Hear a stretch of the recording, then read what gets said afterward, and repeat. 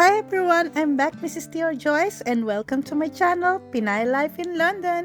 Today, we're gonna make the best soup that will boost your immune system. I've learned this recipe from my parents-in-law and now I'm sharing them with you because sharing is caring. You'll find the list of ingredients on the description below. So what are we waiting for? Let's get started! So, I have learned nga this recipe from my parents-in-law. Kaya pinag-aralan ko siyang gawin because napakasarap niya and at the same time, it's very nutritious. Lalo ngayon, panahon ng COVID, nakakatakot magkasakit, so we need to boost our immune system. So, I said, why not? Kung nagawa ko siya, I'm sure you can do it as well. Madali naman pong hanapin yung mga ingredients sa mga groceries and pwede ka rin naman maglagay ng ibang vegetables kung gusto mo.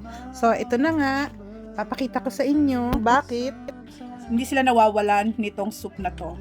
So, I just tried to investigate or try to look for information about these foods. Actually, these are superfood or part of the super food na marami tayong pwedeng makuhang nutrition. Especially these times of COVID, we really need to boost our immune system. There were times that I feel really sickly or something. I feel body pains and I feel like hindi maganda yung pakiramdam ko. So most of the time when I feel that way, I try to make soup. And after that, like few days, I feel better. And if you would know, kung nagda-diet ka din, itong celery is nakakapagpa-sexy. This will make you fit because they said it has 0 calories and you burn calories as you digest or as you burn this food. So, ayan, most of these vegetables are commonly having nutritional properties that reduces cholesterol. Yan, so good for the heart yon. So, I'm just gonna show you one by one kung ano-ano itong mga sakap ng vegetable soup nila mommy or ng aking mother-in-law na palagi nilang kinakain sa bahay. It's perfect to match with like just a piece of bread or pang soup nyo or starter. Actually, this alone is a complete food. Lalo na kung ikaw ay vegetarian or kung healthy eater, kaya mo ng mga meat. It tastes really good as well. So, kung hindi ka naman mahilig ng yung ayaw mo ng mga may chunks ng veg, kasi this is blended afterwards. I'll show you how to do it. So, I'll just start with the ingredients first. I'll show you one by one. So, ito, cannellini beans. Mabibili naman to sa supermarket. So, ayan, cannellini beans. If you read something about cannellini beans, there's so many health benefits of it. We also have the Italian chopped tomatoes. You can also use fresh tomatoes if you have some at home. And then I have the celery stalks here. I've got 4. And then I got this 2 bell pepper or capsicums. Call it capsicum. And then I have here some onions. And then I have garlic. I think this is like around a bulb.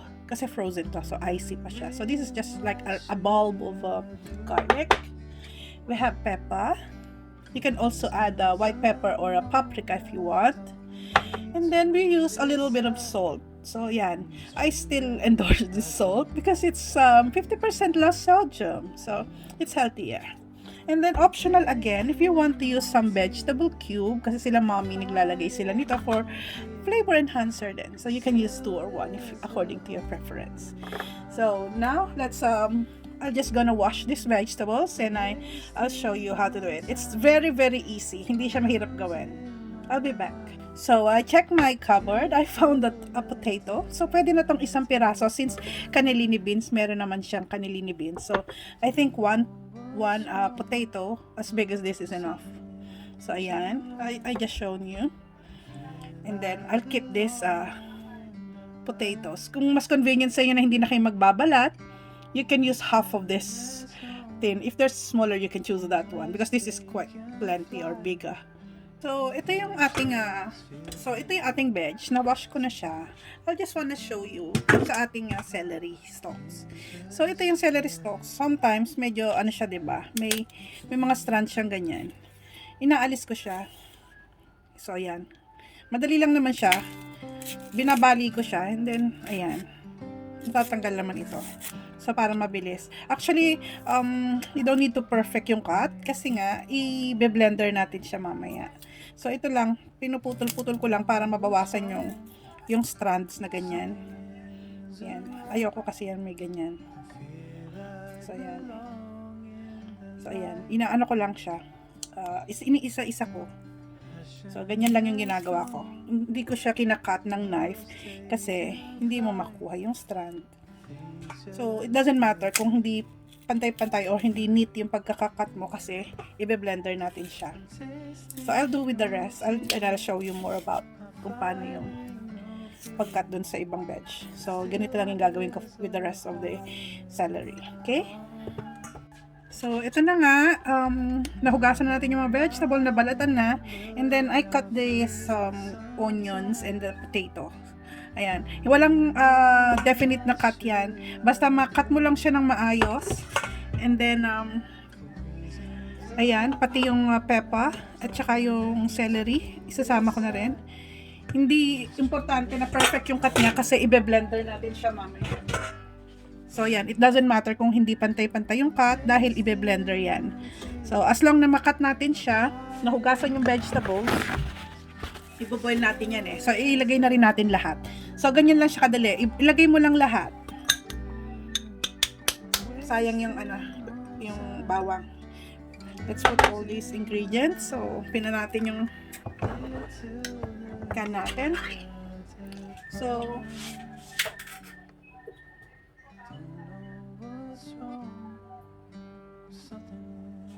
ito yung ating cannellini beans. Naka-drain na rin siya. Ilagay lang natin. Ayan. May water kasi to, so you need to drain it. Ayan. Ating cannellini beans. And then yung ating chopped tomatoes. Ilagay na rin natin. So, ayan. Chopped tomatoes. Ayan. And then, lagay na natin yung ating vegetable cube.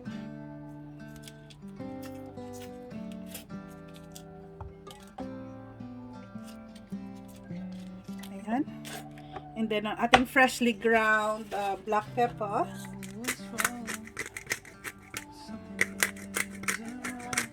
You can reduce the pepper or you can adjust yung pepper na ilalagay mo kasi depende sa kung may batang kakain, huwag mo damihan. Kaya agyan mo na lang when you're going to eat it. So, and then you can add some salt. So, a teaspoon of salt will do.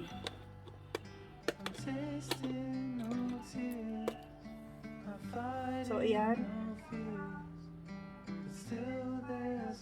Ayan, a teaspoon of salt will do. And then, lalagyan natin siya ng water.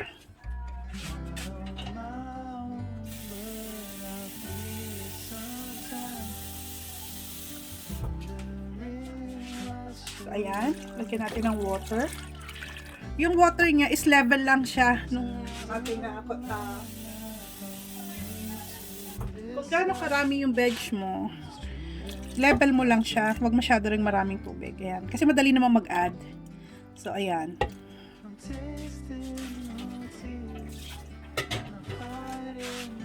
So, ayan. Medyo haluin lang natin. Haluin lang natin. Then, ibo-boil natin to. Ayan. Boil mo siya. Hanggang sa lumambot yung mga gulay.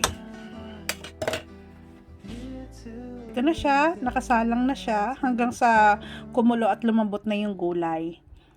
So, takpan natin siya. And then, sindihan natin yung apoy. Then, hantayin natin kumulo and lumambot yung gulay. Then, we can stir it occasionally. So, ayan po. Kumukulo na siya. Hinahalo ko lang yung ilalim para hindi siya manikit. Ayan, halo lang natin para hindi siya manikit. Ayan, pero hihinaan ko na rin ng konti yung apoy para hindi siya mabilis masunog. Oops, teka, lakasan ko palalo. Ayan, mas mahina na yung apoy niya. Hintayin ko lang lumambot yung patatas or yung potatoes natin, tsaka yung celery. Then it's ready na. Ipapatayin lang yung apoy mamaya pag malambot na siya. So, ayan na po, malambot na yung ating patatas. Kasi yan yung pinakamatagal lumambot. And then yung ating celery. So, ang ginamit ko po palang patatas is yung baking potatoes. Mas maganda po siya. Mas mabilis siya lumambot and very smooth. So, ayan po, hintayin natin siya lumamig bago natin siya i-blender. Ayan na. So, napakaganda po ng kulay. I-blend na natin siya ngayon. So, using my handheld blender. Love's taken flight. Things just feel heavy tonight. I'm tasting no tears, I'm fighting no fears, but still there's a hole in my heart. Not on my own, but I feel it sometimes. Should I do? For reasons unknown, I don't need to decide. It's true that I don't have a clue. I'm tasting no tears. Diba? So, yan. Kita mo? That's why I said it's not important kung hindi pantay-pantay cut. As long as medyo hindi kayo mahihirapan na i-blend. Kagaya nito.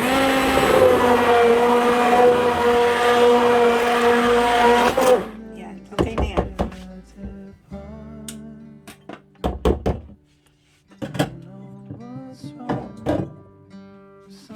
So, ayan. And then, kukuha kami ng portion na kailangan lang namin for tonight. So, if we're just getting a cup each kami mag-asawa, and then yun lang yung lalagyan namin ng cream. So, you just add cream as needed. Depende yun. Kung gusto mo lagyan, pwede mo rin hindi lagyan. So, we use light cream. So, I want to show you this is the cream that we use. Yung 50% less fat para mas masarap siya. But as I said, that's only optional. So, okay. Perfect partner nga pala rito is bread or roll, dinner roll, or anything. You can use this soup as a starter, but you can also pair it with garlic paratha. So, ayan. I'm going to show you. Ito yung pinapartner ko sa soup. I really love it. It's really delicious. So, kasi yan. Kasi soup naman is very versatile. Kung ano i-partner nyo, garlic sticks, garlic bread. Yan.